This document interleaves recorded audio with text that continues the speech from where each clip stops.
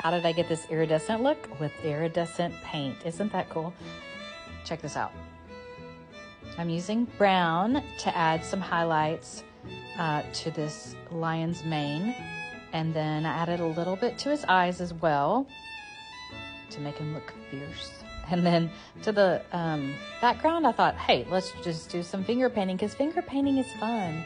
You're never too old to finger paint. That worked well too. I just like to add a little sheen sometimes to lighten things up.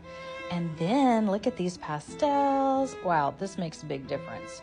Look at the dimension it adds. Texture. Love it.